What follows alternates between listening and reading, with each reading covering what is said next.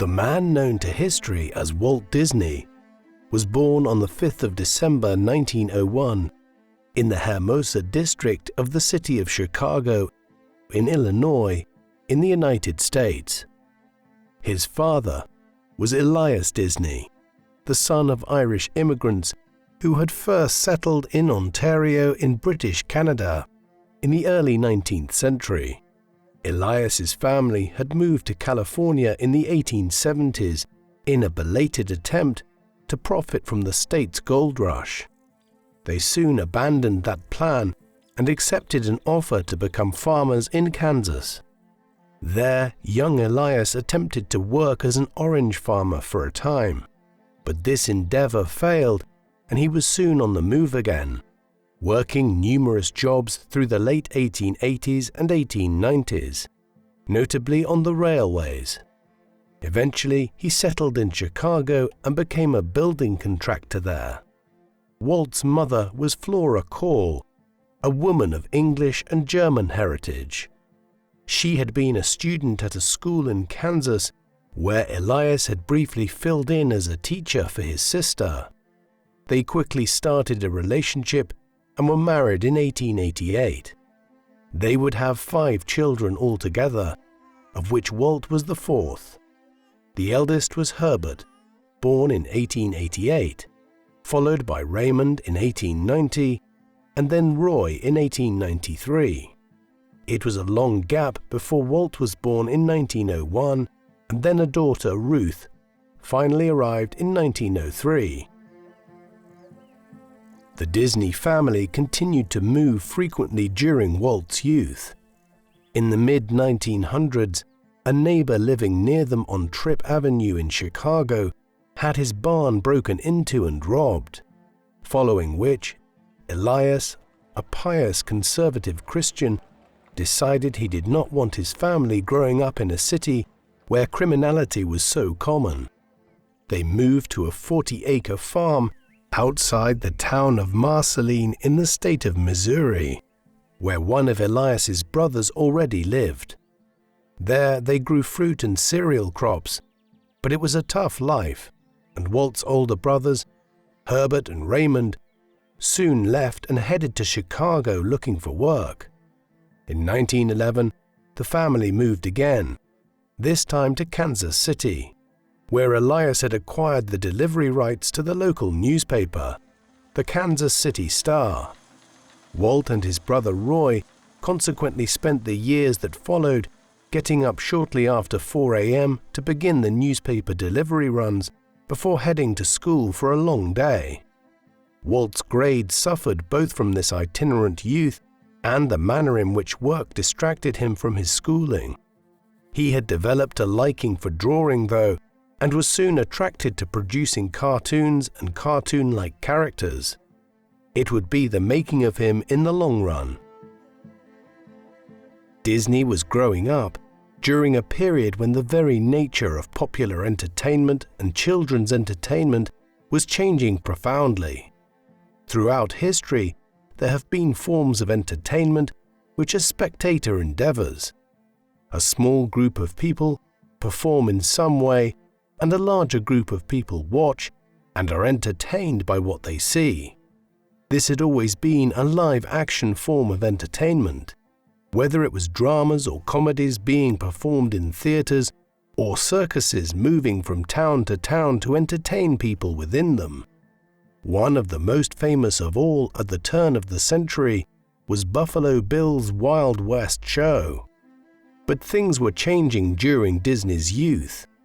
From the middle of the 19th century onwards, rapid advances were made in how to record images and how to transform these into videos and films. The Hollywood region north of Los Angeles in California would soon become the home of many of the first film studios, for the simple reason that natural sunlight was the best way to expose film at the time, and California had plenty of it, along with pleasant living conditions. It was also around this time that video pioneers began to come up with the idea that the much older medium of cartoons, whereby drawings telling a story were produced in sequences, Something which had begun to proliferate in newspaper since the middle of the 18th century could be adapted to produce animation videos, whereby hundreds of drawings were utilized to create a video narrative by moving rapidly from picture to picture. The first major example of a hand-drawn animation film appeared in 1908, Phantasmagorie, by the French cartoonist Émile Cohl. Disney was only 6 years old at the time, but the new medium would have a profound impact on his life and the history of popular culture in 20th century America. In 1917, the Disney family moved yet again. Back in the 1890s, when they had first lived in Chicago, Elias had purchased some shares in the Ozell Company, an outfit that produced apple juice and jelly in cans. In the intervening period, the company had done okay, and by the mid-1910s, Elias's shares became significant enough that he was able to acquire a place on the board of the company and moved the family back to Chicago. Back in the Windy City, Walt acquired a position as a cartoonist with the school newspaper at McKinley High School. He was anxious to leave Chicago, though. The United States had just entered the First World War, and Walt wanted to sign up for the military. However, turning just 16 years old in December 1917, he was considered too young. Eventually, he forged his date of birth on a birth certificate in order to acquire a posting with the Red Cross in France. But when he arrived to Europe in November 1918, he learned that the war had just ended. He returned home in 1919 after a stint in Europe that had seen him continue his interests in drawing by producing cartoons for the US Army newspaper, The Stars and Stripes. Walt soon acquired a job working as a drawer for an advertising company in Kansas City, where he had lived during some of his most formative years between 1911 and 1917. It was while he was working in Kansas at the end of the 1910s that Disney formed what would be the most important relationship in his entire life. In the art department at the Pesman Rubin Commercial Art Studio, he met a fellow drawer and cartoonist by the name of Uber Ert Iwerks, a son of German immigrants who was just a few months older than Walt. Uber, who eventually shortened his name to simply Ub Iwerks, had a tough upbringing, having been abandoned by his father when he was very young. He and Walt soon bonded over their love of drawing, and the pair became fast friends. They also soon decided to leave the Pesman Rubin studio and strike out on their own, founding their own art studio while continuing to do occasional work for outfits like the Kansas City Slide newspaper company. Disney's later success would be considerably owing to Iwerks' talent. For instance, early on in their work together as animators, Iwerks developed a method of attaching a motor to an animation camera, which simplified the manner in which still images were rapidly flipped through to produce animation footage. While Iwerks would also be responsible to a considerable extent for designing the character of Mickey Mouse. This is not to take anything away from Walt's role. He was the driving force behind the creation of the company that bears his name. It was Disney who started numerous companies in Kansas along with Iwerks and managed the business side of them, and it was Walt who also took the decision in the summer of 1923 to head out west to California to found an animation studio in Hollywood, which had been firmly established by the mid-1920s as the heart of the burgeoning US film industry. His initial reasons for doing so were twofold. His older brother Roy had moved out to the Golden State a while earlier, where he had hoped that the warmer climate might aid his health problems, having been diagnosed with a mild case of tuberculosis. There, Walt and Roy soon set up the Disney Brothers studio and began working on producing animated pictures. Though it was a dual enterprise to begin with, ultimately Walt was the one with animation experience and was the leader of the business. Therefore, before long, it was renamed the Walt Disney Company. He was soon in touch with iWorks too, and he convinced him to come out west and join him in Hollywood, something which the Kansas animator quickly agreed to.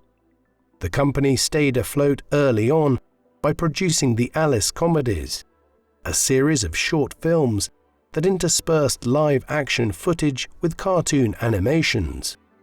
It would not be long before Disney and iWorks began work on a much more famous character. Disney had arrived to Hollywood at a time of immense change in the film industry. Film studios proliferated here from the mid-1910s onwards as pioneers of the medium sought warm climates that were conducive to exposing film, to filming scenes, and to avoid being interfered with by the great inventor Thomas Edison, who had a patent on his film production techniques, giving him a virtual monopoly on the East Coast. In these early days, motion pictures were silent films, though soon innovators began to introduce music and sound effects into their productions, once technological developments allowed them to do so. It was no major leap of the imagination from there to introduce dialogue into films once it too became possible, and in 1927, a few years after Disney arrived out to California, the first film appeared which used synchronized speech and singing. Thus were born the talkies, the name used at the time for films which employed the new technology. In the 1930s, the talkies would become the standard form of film being produced in Hollywood. Animated films of the kind Disney was interested in producing would follow this general trajectory, with the films of the 1920s introducing innovations in terms of the visual images and sound techniques, but dialogue only becoming a standard feature in the 1930s. Disney films would be no different in this respect. What would mark them as distinct was their success. Walt's personal life changed during these years. In 1923, Lillian Bounds, a woman from Idaho 3 years Disney's senior, had moved out to California to find work. She soon took a position working as a secretary at the nascent Disney Studios. She and Walt began a relationship, and on the 13th of July 1925, they were married back home in her native Idaho. It was Lillian who suggested the name Mickey Mouse to Walt for a character he and iWorks were devising in 1928, after he informed her on a train journey across country from New York to California that he was considering the name Mortimer Mouse. Their marriage was a complex one. They struggled to have children, something which led to Walt having a borderline nervous breakdown in 1931. He recovered, and they eventually managed to have a daughter, Diane, in December 1933, after Lillian suffered several miscarriages. A second child eluded them, and in 1936 they adopted another daughter named Sharon when she was just a few weeks old. To the outside world, she was their biological daughter. It was not always an idyllic family life. Walt was a distant figure, often retreating to a room in their mansion where he had an enormous toy train installed, one which managed to run round and round a track that was nearly half a mile long. This aside, Disney could be sentimental. Years later at Disneyland, he had the Lily Bell train car installed as a homage to the role his wife played in conceiving Mickey Mouse. Work on what would eventually become Mickey Mouse began in 1927. Disney and iWorks had finished up work on the Alice comedies that had provided the core of their income in the first years of the studio's existence, and needed a new project and new sources of income. Disney was advised by Charles Mintz, the head of another studio, Winkler Pictures, that Universal Pictures, one of the oldest studios in the country, wanted to set up a cartoon division and were looking for a character to launch this. Initially, Disney and iWorks thought that they might use a character based on a cat, but they quickly concluded that this had been overused already in other animations. They then landed on the idea of a rabbit character.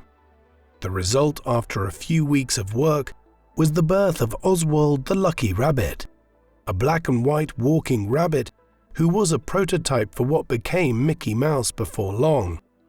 After a short film starring Oswald, entitled Poor Papa, was rejected by Universal, Disney worked to produce a second one called Trolley Troubles. Universal were pleased and ordered more.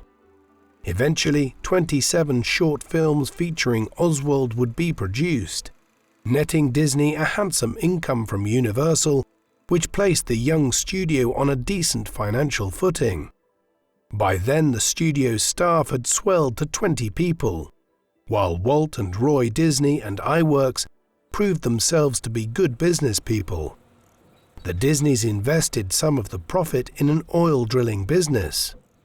iWorks used his proceeds to build up a side business producing and selling inks and paints used by animators and cartoonists like himself. Oswald the Lucky Rabbit was an inspiration for what would become Disney's most iconic character. Early in 1928, Disney and his wife visited New York, where Walt had a meeting to try and negotiate a more favorable cut of profits for producing further films featuring Oswald over the next 2 years. He was disappointed by the offer he was made, and so on the train back to California, he began devising a new character, one which Winkler Pictures and Universal would not have commercial rights to in the way which they now did to Oswald. Disney hit on the idea of creating a character like Oswald, but slightly different. A mouse character could retain some of the anatomical features of Oswald and get around any copyright issues. As noted, he initially planned on calling the mouse version of Oswald Mortimer Mouse, but Lillian quickly convinced him that Mickey Mouse would sound better. Once he was back in California, iWorks drew Mickey Mouse as we largely know him today. His role in the creation of the character should be acknowledged, though the idea was Disney's. Disney and iWorks began work on an animated short film featuring Mickey Mouse immediately thereafter. The first outing was actually a production called Plain Crazy, in which both Mickey and Minnie Mouse appeared. However, it did not perform well at a test screening, and they went back to the drawing board, literally in this case. The result was Steamboat Willie, widely considered the debut of Mickey Mouse and also one of the first animated films to use fully synchronized sound to match the cartoon. Steamboat ran to just under 8 minutes. It begins with Mickey as a paddle steamboat pilot and revolves around his ongoing clashes with Captain Pete, a much larger cat-like character. Minnie Mouse races to catch the boat at one juncture, and Mickey helps her to board it. Pete eventually punishes Mickey by making him peel a load of potatoes. There is music and sounds of a kind issued by the characters throughout, though no real dialogue to speak of beyond some spoken by a parrot. With a budget of nearly $5,000, the audience response at the test screening was very positive, and Steamboat Willie was released. It premiered in New York in November 1928 and was soon more widely screened to critical acclaim and commercial success. Mickey would go on to become the most iconic of Disney characters. 12 short films were released featuring him alone in 1929, and the pattern continued into the 1930s as the studio sought to capitalize on his popularity. When merchandise, licensing rights, and all other commercial factors are taken into account, it is estimated that Mickey Mouse has earned Disney almost $200 billion over nearly a century since 1928. In the modern age, staying safe and protected online has never been so important, with a host of third parties seeking to obtain your data and exploit it for profit. But thanks to our sponsor NordVPN, the fastest VPN on the planet, you need worry no more. When you browse online, your location as well as all your data is open to attack, but NordVPN hides or encrypts your location and all the data you send and receive, which means you can surf the internet safely and stay at home virtually even when you are away. NordVPN has dedicated apps for all major platforms, protects up to 10 devices, and you receive 24/7 customer support. Also, we will never track or share what you do online, as your privacy is our priority. You can turn on Kill Switch to make sure your data is never exposed by accident, and also stay safe from phishing, scams such as fake shops, and malware with Threat Protection Pro. It blocks dangerous ads, stops you from entering malware hosting websites, and detects at least 85% of phishing websites. And NordVPN's Dark Web Monitor continuously scans discovered hacker hangouts and immediately alerts you if your details are up for sale. So, browse the web safely and incognito by downloading NordVPN today. Click the link in the video description below and get your exclusive NordVPN deal, plus 4 months extra with Nord's 30-day money-back guarantee. Remember to use my promo code.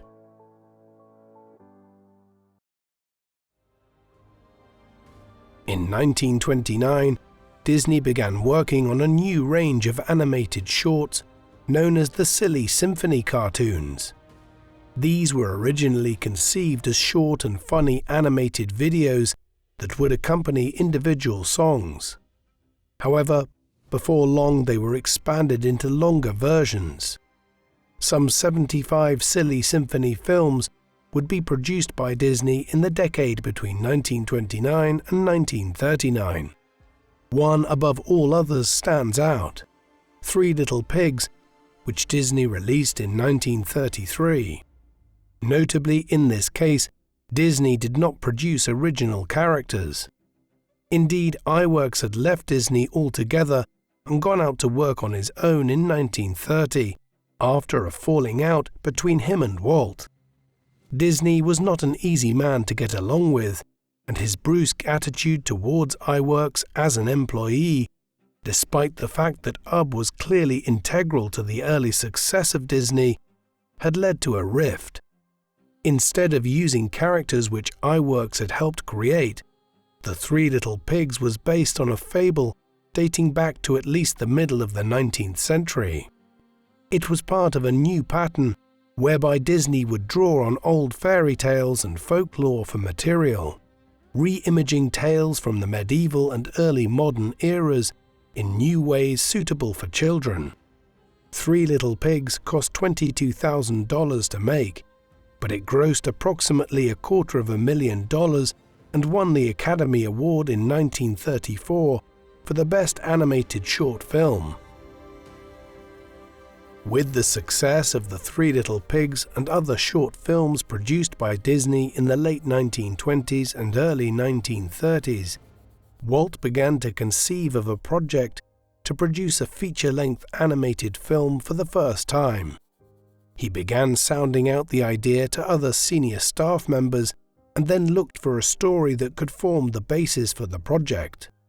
Proposals included making an animated children's version of one of Homer's ancient Greek stories, the Iliad and the Odyssey, or Jonathan Swift's book, Gulliver's Travels.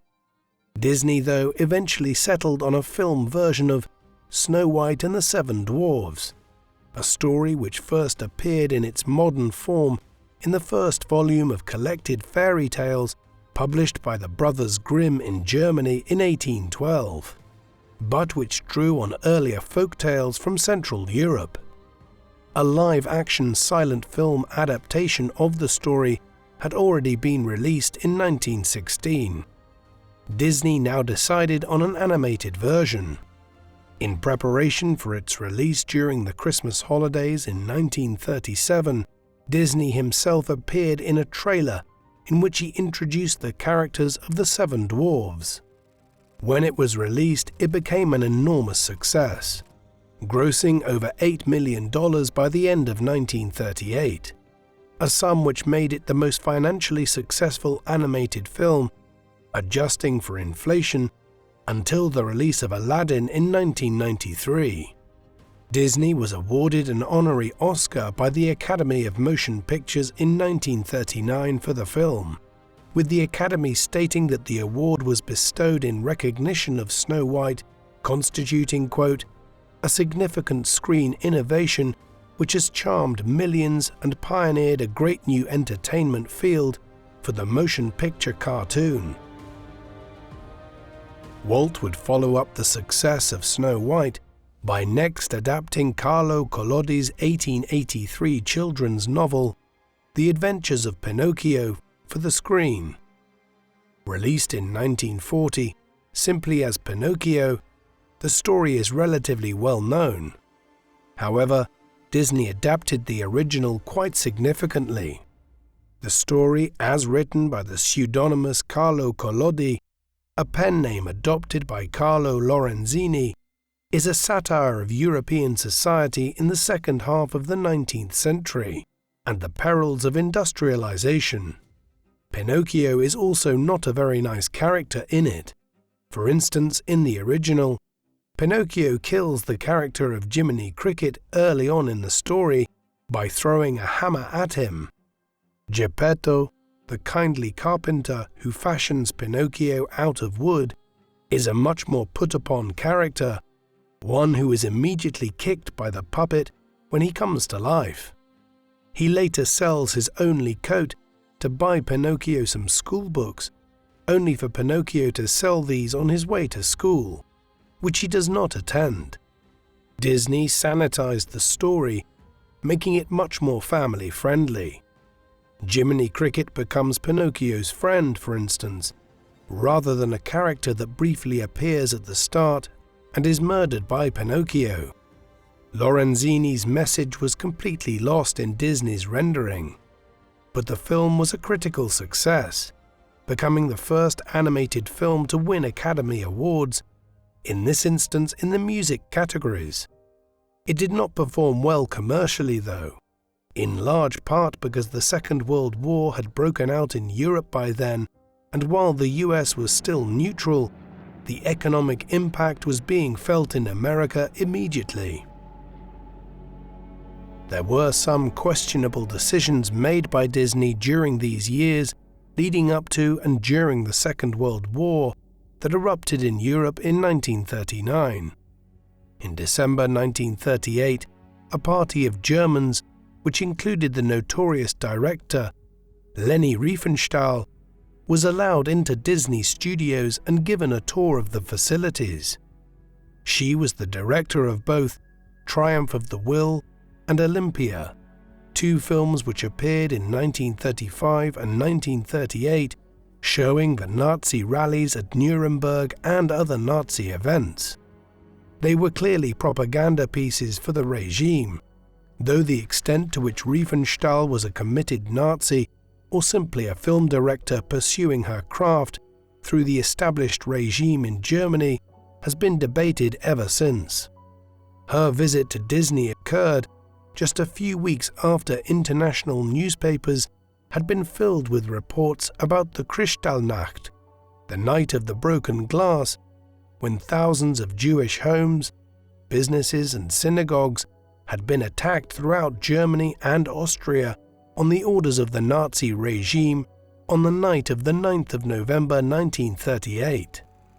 Riefenstahl's tour of the Disney facilities was controversial even when news of it got around in December 1938. The company released a statement claiming that they had been unaware that she would form part of the German party. and would not have admitted her had they known so. Others have theorized since that Walt knew very well about her visit and had facilitated it because he wanted to meet with Riefenstahl, both to try and get her to facilitate the wider distribution of Disney films in Europe and over a large debt he was owed by the German distributor of Disney films. This was not the only questionable act of Disney's which has opened him up to accusations of anti-Semitism, but his racial views do remain contested to this day, and it is entirely possible that he was simply unaware of who Riefenstahl was or why her visit might have been controversial. The possibility that the Riefenstahl visit was simply an oversight is strengthened when we consider the turmoil in Disney's personal life right around this time. Less than 2 weeks before the German director visited Disney Studios, his mother Flora was killed by an incident of carbon monoxide poisoning on the 26th of November 1938. This happened in a home in North Hollywood that Walt and his brother Roy had purchased for his mother and father. They had complained of a faulty furnace sometime beforehand, but people were far less aware of the dangers of the odorless carbon monoxide a century ago. Elias Disney was in bad shape after the incident as well, though he recovered and lived for another 3 years, dying at 82 years of age in 1941. He and Walt fell out after Flora's death, Elias possibly blaming his son for the incident. When he received news of his father's death, Walt was on a business trip. He refused to cut it short and consequently missed the funeral.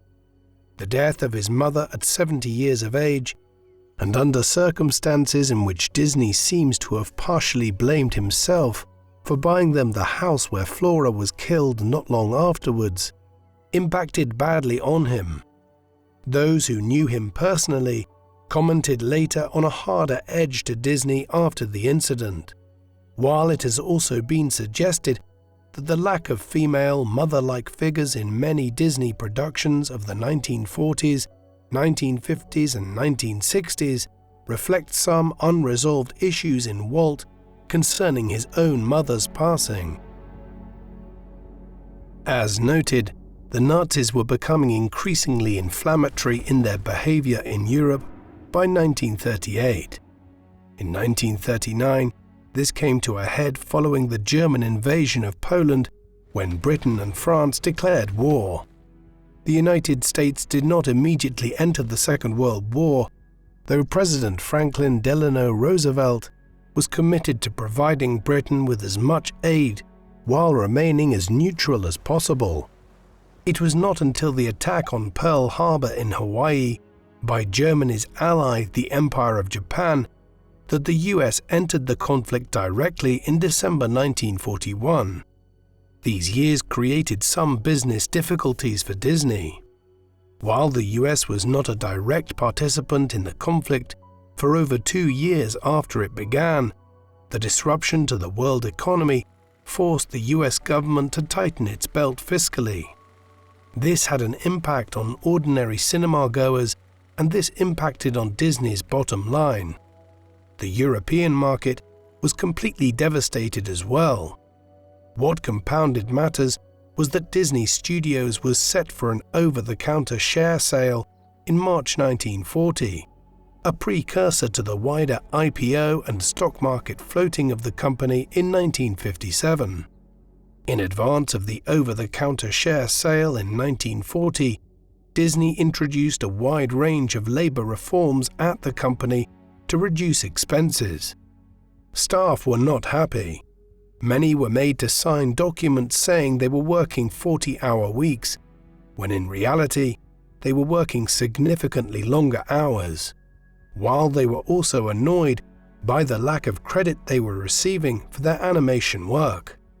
Pay was poor at Disney for the rank-and-file staff as well. This all boiled over in May 1941 into the Disney animators' strike, one which would last for 4 months. Disney initially tried a heavy-handed approach to solving this, but eventually, against his own inclinations, he had to improve working standards and allow staff to unionize. One boon to the Disney business during this period was the return of Ub Iwerks. He and Walt reconciled in 1940, and he would work on numerous prominent projects with the studio again over the next quarter of a century. The years of US neutrality in the war between 1939 and 1941 also saw Disney release a landmark film, though one which performed poorly from a commercial perspective under the wartime circumstances, at least initially. This was the 1940 release of Fantasia. The concept for this was a fairly highbrow one for Disney. It was based on the poem The Sorcerer's Apprentice by the great German writer, poet, playwright, and general polymath Johann Wolfgang von Goethe, written in 1797. This was originally conceived as a short under the name The Sorcerer's Apprentice, one which would feature as part of the Silly Symphony series. With production costs soaring for it, Walt decided it needed to become a feature film to recoup the expenses.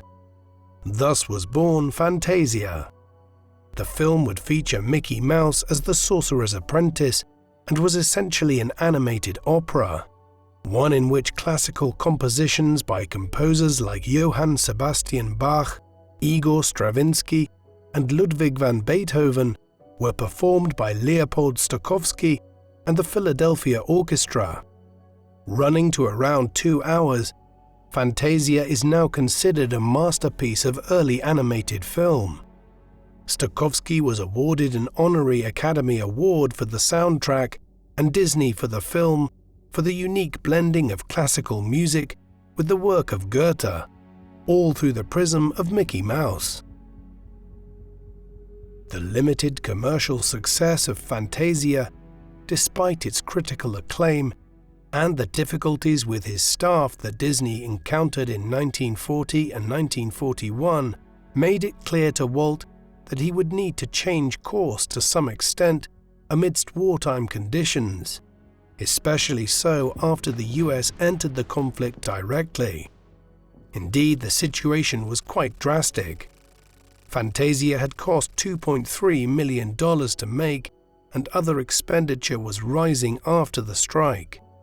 Disney consequently decided to take on a raft of government contracts during the war. Within weeks of the attack on Pearl Harbor, Disney Studios were hosting hundreds of American Marines who needed to be stationed in the Burbank region to protect a Lockheed aircraft manufacturing facility nearby that the government feared could be a target if the Japanese launched further surprise attacks on the West Coast. More importantly, Disney negotiated large contracts with the government to produce both educational films for cadets to watch during their few months of training before being sent to North Africa, Europe, or the Pacific in 1942, while there would also be animated films that would champion the war cause. For the latter, Disney transformed Donald Duck, a character who had first appeared in a Silly Symphony film back in 1934, into the wartime face of Disney. He appeared in a great many films between 1942 and 1945. A good example is Der Führer's Face, a cartoon in which Donald is a line worker in a factory producing war munitions in Newzealand. He is tormented by long hours working for the wartime economy, poor rations, and having to spend much of his day giving salutes to images of Der Führer's Face, which sometimes appear for no reason on the assembly lines. The short was one of 2 war propaganda films, the other being The Yankee Doodle Mouse, starring Tom and Jerry, which won Academy Awards for animated short films during the Second World War. Donald Duck cartoons and other related work designed to boost American morale at home while the soldiers fought abroad kept Disney afloat financially during the war. Nevertheless, Walt was still concerned to finish a number of films that had already been in production before the war. One such was Dumbo, the tale of a put-upon elephant called Jumbo Jr., who is mockingly referred to as Dumbo on account of his large ears. Dumbo has the last laugh, though, as he learns to fly using his oversized ears. The film had been in pre-production as early as 1939. Disney decided to finish it after the commercial failure of Fantasia, while also scaling it back to cut costs, meaning that the final film was just 64 minutes long when released in 1941. It was followed a year later by Bambi, the story of a white-tailed deer named Bambi who meets with adversity. It was based on a novel written by Felix Salten, a Jewish Austrian, and published in 1923. Though the film has always been held in high regard, critics have since pointed out that Disney basically excised the meaning of Salten's novel from the film, the book being an allegorical statement about the dangers Europe's Jews faced in an increasingly anti-Semitic Europe. It has added to the thorny issue of Disney's alleged anti-Semitism and is also one of the foremost examples of how Disney sanitized and dumbed down 20th century culture in order to create mere entertainment. Donald Duck would soon be able to stop saluting the Führer's likeness and get a break from the assembly line. The Second World War came to an end in Europe at the beginning of May 1945, and the Japanese surrendered 4 months later after 2 nuclear weapons were dropped on their country. Once the war came to an end, Disney had to negotiate relief from the Bank of America, as the studio was now carrying millions of dollars worth of debt. An arrangement was reached in large part because the bank knew that Disney was a solid business that simply needed time to recover from the setbacks it had experienced during the Great Depression of the 1930s and then the war years.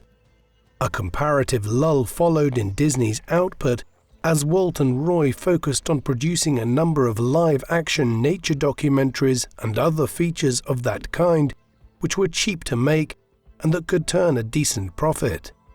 Consequently, it was the early 1950s before they would return to animated feature films. But when they did, a slew of hits followed, namely Cinderella, Alice in Wonderland, and Peter Pan, all of which premiered between 1950 and 1953. The decade between 1945 and 1955 was critical in establishing the future success of the Disney brand from a financial perspective. It also made Walt a very wealthy man himself. As the studios and related businesses went from strength to strength, he amassed a fortune. When he died, he would be worth around $100 million, making him a billionaire in modern terms. He didn't get there, though, by being an entirely likable character. Disney could be distant and unemotional with those around him, his wife and children included. A workaholic, he was not an easy person to toil under. Walt was notoriously short on praise and had extremely high standards. Those who worked extensively with him in the 1930s, 1940s, and 1950s later stated that the best indication that Disney was happy with work was if he didn't criticize it. There was rarely ever praise. If he liked something, he would simply remark, "That works," or something to that effect. However, he was loyal towards talented staff, giving them decent bonuses in later years when the company got back on its feet financially. But his personal interactions were often very poor. He had a temper that staff saw regularly, and his attitude towards his brother Roy, who had helped so much in financing the studio to get started back in the 1920s, was appalling on occasions, effectively referring to Roy as the company accountant rather than one of the directors. These were also years in which Disney played a role in the Red Scare and the Hollywood blacklist. No sooner had the Second World War ended in Europe than the Cold War began to develop, as both the Western Allies and the Soviets claimed control over different parts of liberated Europe. At home in America, in the late 1940s and the 1950s, life would be characterized by an increasing paranoia about a possible Soviet fifth column developing in the country. Many government officials and politicians were particularly suspicious about Hollywood, a place with a strong strain of left-wing politics and where some people were indeed favorably disposed to communism. Soon quasi-legitimate fears turned to panic and baseless accusations. Disney was amongst those leveling the accusations. As early as 1941, he published a piece in Variety magazine in which he had blamed the Disney animators' strike of 1941 on communist activity. In 1944, he was a founder of the Motion Picture Alliance for the Preservation of American Ideals, established to make sure Hollywood steered clear of allowing subtle communist messaging to enter its films. In 1947, when the House Un-American Activities Committee began convening hearings concerning Hollywood, Disney appeared alongside a still quite young Ronald Reagan and denounced many colleagues as being potential communists. Disney was also a special agent for the FBI during the late 1940s and early 1950s, though the exact nature of his role remains debated, with evidence pointing towards this largely being for him to produce educational films. The post-war era was different for Disney in more benign ways than the intricacies of the Cold War. When Disney Studios had first opened in the 1920s, people watched films and animated shorts in theaters or Odeons. The technology that would underpin televisions was only just being developed by figures like the Scottish inventor John Logie Baird. A television set he designed was made commercially available in the 1930s. But even so, it was only really in the aftermath of the Second World War that television started entering the homes of Americans in large numbers. And it was the 1950s before it became possible to transmit television signals nationally around the US. Disney was a quick adopter of the new technology. In 1955, the Mickey Mouse Club was launched with the iconic Mouseketeers. It ran initially until 1959 and would be revived in the 1970s. Many people will be familiar with it for facilitating the subsequent musical careers of Mouseketeers like Britney Spears and Justin Timberlake, and actors like Ryan Gosling. But the greater significance in the short run was that Disney now plugged into the opportunities presented by television. The Disney Channel would launch several years later in 1983. In the first half of the 1950s, much of Disney's energies were consumed by one of his greatest endeavors. As far back as the early 1940s, he had developed an idea for creating a space where adults and their children could go and effectively play together in a way which moved beyond the traditional city or town park. The idea grew as he received regular letters over the years from individuals inquiring if they could come and visit the Disney Studios at Burbank in California. Realizing that it was not practical for visitors to start coming to the studios in large numbers, he formulated a plan to build a kind of park which would be Disney-themed. At first, he intended to build this alongside the Burbank studios, but he soon realized that a much larger space was necessary to make his vision a reality. Thus, he purchased a 160-acre undeveloped plot of land near Anaheim in Orange County, California. There he began building the first Disneyland theme park in 1954. It opened for business in the summer of 1955, with the Sleeping Beauty Castle, based on the spectacular 19th century Neuschwanstein Castle in southern Germany, being the centerpiece. Despite a disastrous opening day, when the asphalt melted in high heats, Disneyland was a major success.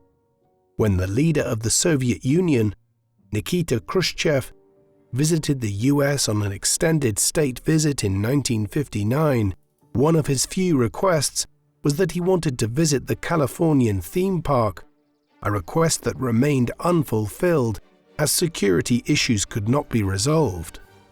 The premier was not happy.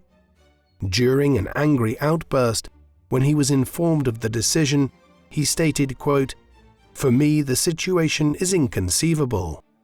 I cannot find words to explain this to my people." Walt might have been distracted with the opening and initial management of Disneyland for much of the 1950s, yet this did not stop the film studios from releasing a slew of successful and iconic films. 1955 saw The Lady and the Tramp entering theaters. In a shift from Disney's usual repertoire, it was based on a story which had only appeared in print in 1945. Written by Ward Green and published in Cosmopolitan magazine as Happy Dan, the Cynical Dog. The film followed Lady, a Cocker Spaniel, as she grows up in the household of an affluent family and then falls for a rough-round-the-edges homeless dog, the tramp of the title. 4 years later, it was back to a much older story when Disney adapted Sleeping Beauty, a fairy tale written back in 1697 by the French folklorist Charles Perrault. It is more usually associated with the Brothers Grimm, who compiled their own version in the 19th century of what is ultimately a medieval fairy tale. Finally, in 1961, it was back to a canine tale when 101 Dalmatians was released, based on a novel by Dodie Smith. The tale is known to all. The evil Cruella de Vil devises a plan to make the coats of Dalmatians into fur coats, and 2 Dalmatians, Pongo and Perdita, have to intervene, eventually saving 101 Dalmatians from de Vil's evil plan. In 1964, a film was released by Disney Studios which Walt had acted as producer of, and which was different from many of the studio's more landmark productions up to that time. This was not an animated film, yet was still aimed at young audiences. Mary Poppins was a musical comedy directed by Robert Stevenson, who had become well known in the 1930s for making King Solomon's Mines. It starred Julie Andrews as Mary Poppins, an idyllic nanny who comes to look after the children of George Banks, played by David Tomlinson. Dick Van Dyke featured as Poppins' close friend Bert. The story revolves around Mary's arrival to the Banks household and how she transforms their lives through her curious and her light-hearted nature. It features an iconic ending in which Poppins decides that her work with the Banks family is done and flies away using her umbrella. Mary Poppins would go on to earn $44 million in its theatrical release, making it the highest-grossing film of 1964, while it earned over $100 million worldwide, an enormous sum by the standards of the mid-1960s. It was nominated for 13 Academy Awards and won 5, including Julie Andrews for Best Actress and the Best Picture for that year. It is widely considered to be the most successful live-action film ever produced by Walt Disney. In the early 1960s, Disney began working on a project which was different to others he had worked on before. Many people, especially if they have visited Disneyland, Florida, will be familiar with the term Epcot, but many do not realize that before it became one of the main theme parks at Disneyland, it was conceived as something very different. Epcot stands for the Experimental Prototype Community of Tomorrow. Through this, Disney imagined that he would erect a planned, utopian community on a large plot of land, which he had obtained at Orlando in Florida. Other sites at places like Niagara Falls and St. Louis were considered early on, but the sunshine of Florida probably drew Disney to the site in the end. By 1965, Disney had acquired over 27,000 acres of land here, an estate roughly twice the size of Manhattan.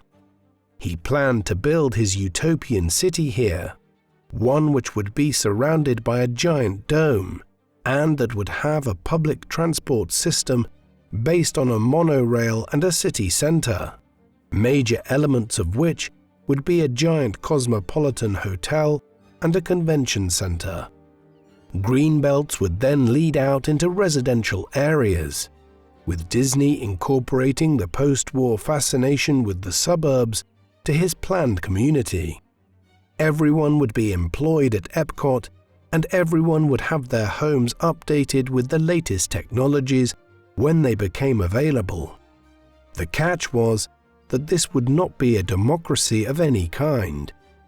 Disney would effectively be the ruler of the utopian community, a responsibility he would exercise solely to make sure that everything worked as it should. This was government operating as a business enterprise. The idea of Epcot, as envisaged by Disney in the 1960s, would never be realized. However, many people will have heard the name today for the simple reason that Epcot became one of the main theme parks at Disneyland, Florida, a new major Disneyland built on the Orlando site in the 1960s and opened in 1971 as the Walt Disney World Resort. Originally, there was just one theme park here, the Magic Kingdom, which formed the basis for the original resort in 1971. Walt had planned this, and in his ideas for Epcot, it had been envisaged that the residents of Epcot would largely be employed as staff at the Magic Kingdom. The Epcot Center was opened as the second theme park in 1982, one which incorporated some design elements of Disney's plan for his utopian community, but which was instead a theme park designed to highlight cultures from around the world in giant spaces, which immersed visitors in those cultures. Disney MGM Studios and the Animal Kingdom would open in 1989 and 1998 as the third and fourth theme parks. Walt Disney World is the most visited holiday resort in the world, and with over 77,000 employees, is the largest employer on a single site anywhere in the United States. Much of it was realized after Disney's own time, but it was very much his vision. Walt would never live to see the Magic Kingdom open, let alone Epcot and the other parks. Despite the wholesome image of the Disney brand, Walt Disney the man led a broadly unhealthy life, something he commented ironically on himself.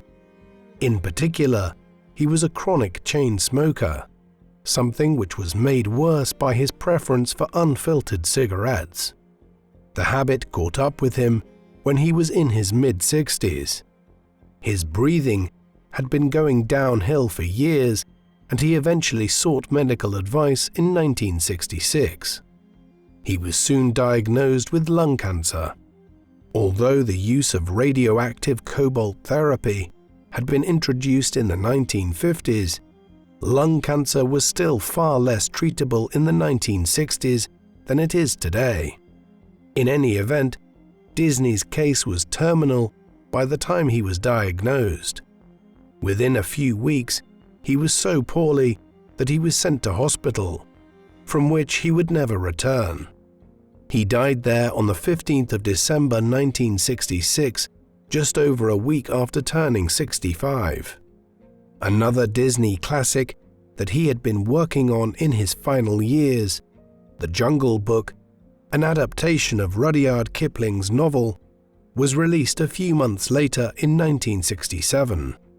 In all, Disney had produced over 80 feature films, plus hundreds of short animated movies by the time he died. Walt was cremated after his funeral, and his remains were scattered in California. Roy Disney took over the company until his own death in 1971. One marked feature of Disney's career was that he was nominated for more Academy Awards than any other individual before or since, and won more as well. He, or the films he was responsible for producing, received 59 nominations, beginning with a nomination for Mickey's Orphans, a 1931 short film featuring Mickey Mouse, Minnie Mouse, and Pluto. It did not win at the 1932 Academy Awards, but on the very same evening, another Disney production, one of the Silly Symphony films, Flowers and Trees, became the first animated film to be honored with an Academy Award. It was also Disney's first Oscar. Thereafter, down to 1965, there were just 2 years, 1940 and 1963, that Disney was not nominated for an Academy Award. He won 22 Oscars in competitive categories and was awarded 4 honorary Oscars, one for the creation of Mickey Mouse in 1932, one for Snow White and the Seven Dwarfs in 1939, one in 1942 as a shared award for the technical sound innovations used in producing Fantasia, and a second honorary award in 1942 for the consistent quality of Disney's output. The 1932 award should probably have been shared with UB Iwerks. The 1939 Oscar has the distinction of having been a specially designed statuette featuring 7 miniature statuettes to symbolize the Seven Dwarfs. Disney continued to go from strength to strength after Walt's time. The company's presence on television expanded in the 1970s, and in 1980, the first home video titles were released by the company. The Disney Channel began broadcasting in 1983, just days after a new Disneyland opened in Tokyo in Japan. This international globetrotting would eventually result in a Disneyland Paris and even a Disney Film Festival in the Soviet Union in 1988, prior to the end of the Cold War. Throughout all of this, successful movies and film franchises continued to appear under the Disney remit, notably the film Splash with Tom Hanks in the lead role in 1984, the Mighty Ducks films in the 1990s, and The Lion King in 1994. However, perhaps the greatest breakthrough was the release of the first Toy Story movie in 1995, not only because it was incredibly successful and spawned a franchise, the 5th installment of which is due to appear in 2026, but because Toy Story 1 was also the first animated film produced entirely with computers, a perhaps bittersweet development for those at Disney who remembered the old-fashioned art of drawing every scene to make an animated film. The story has continued ever since, with major episodes in more recent years being Disney's acquisition of Marvel Entertainment and Lucasfilms in 2009 and 2012, the latter of which has made Disney the owners of the Star Wars franchise. Today, just after celebrating the 100-year anniversary of its founding, the company is one of the big 3 entertainment companies along with Comcast and Sony, 3 companies that are the largest entertainment companies in the world by some margin. Walt Disney was one of the foremost figures in the history of modern popular entertainment. Starting out as an illustrator and cartoonist in the Midwest, when he was just a teenager in the late 1910s, Walt quickly developed ambitions to produce more than just drawings for advertisers and short animated movies for other companies. He moved out westwards in 1923 to California, where Hollywood had already emerged as the center of the American film industry before the talkies were even first developed.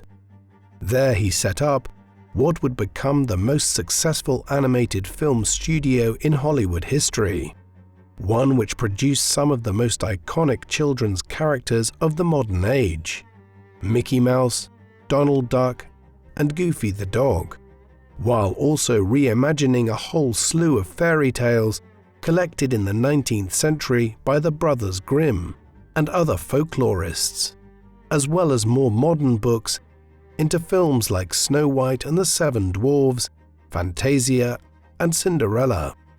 In all of this, the contributions of Ub Iwerks and others should not be overlooked. There is also no doubt that Disney could be a controversial figure.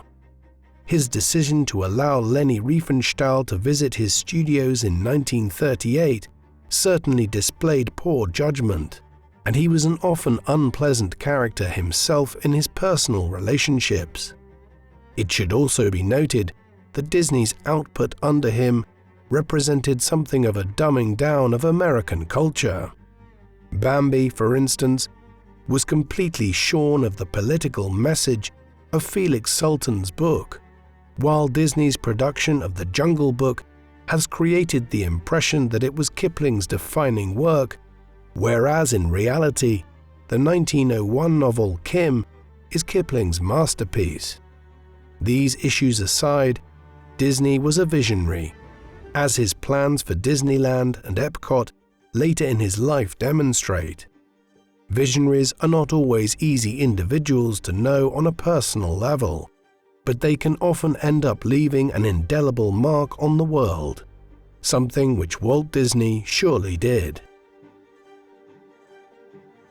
What do you think of Walt Disney?